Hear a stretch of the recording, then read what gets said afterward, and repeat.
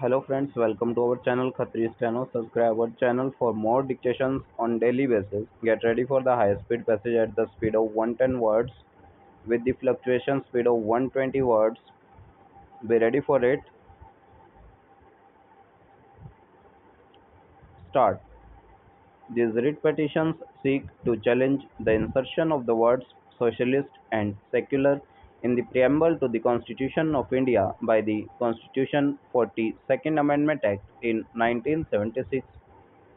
The challenge is on various grounds, namely retrospectivity of the insertion in 1976, resulting in falsity as the Constitution was adopted on the 26th day of November 1949. The word secular was deliberately eschewed by the Constituent Assembly, and the word socialist fetters and restricts the economic policy choice vesting in the elected government which represents the will of the people. Besides, it is submitted that the 42nd Amendment is vitiated and unconstitutional as it was passed during the emergency on November 2, 1976, after the normal tenure of the Lok Sabha that had ended on March 18, 1976. Therefore, it is argued that there was no will of the people to sanction the amendments. The writ petitions do not require detailed adjudication as the flaws and weaknesses in the arguments are obvious and manifest.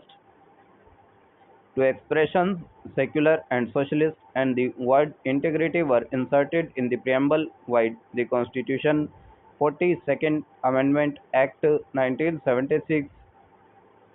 These amendments were made in 1976. Article 368 of the Constitution permits amendment of the Constitution. The power to amend unquestionably rests with the Parliament. This amending power extends to the preamble. Amendments to the Constitution can be challenged on various grounds, including violation of the basic structure of the Constitution.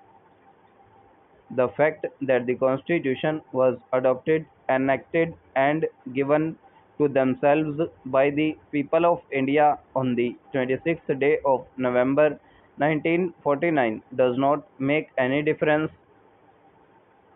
The date of adoption will not curtail or restrict the power under Article 368 of the Constitution. The retrospectivity argument, if accepted, would equally apply to amendments made to any part of the Constitution, though the power of the Parliament to do so under Article 368 is incontrovertible and is not challenged. While it is true that the Constituent Assembly had not agreed to include the words socialist and secular in the preamble, the Constitution is a living document as noticed above, with power given to the Parliament to amend it in terms of and in accord with Article 368. In 1949, the term secular was considered imprecise as some scholars and jurists had interpreted it as being opposed to religion. Over time, India has developed its own interpretation of secularism, wherein the state neither supports any religion nor penalizes the profession and practice of any faith. This principle is enshrined in Articles 14, 15, and 16 of the Constitution, which prohibit discrimination against citizens on religious grounds while guaranteeing equal protection of laws and equal opportunity in public employment.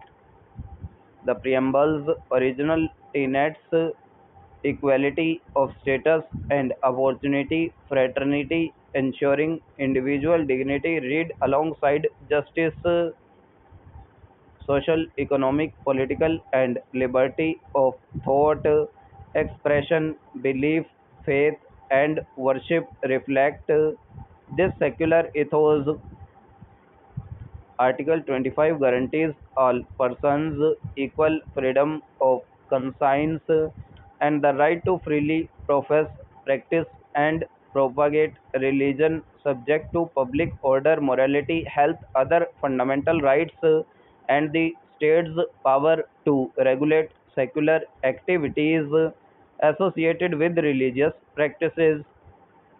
Article 26 extends to every religious denomination the right to establish and maintain religious and charitable institutions, manage religious affairs, own and acquire property, and administer such property in accordance with law. Furthermore, Article 29 safeguards the distinct culture of every section of citizens, while Article 30 grants religious and linguistic minorities the right to establish and administer their own educational institutions.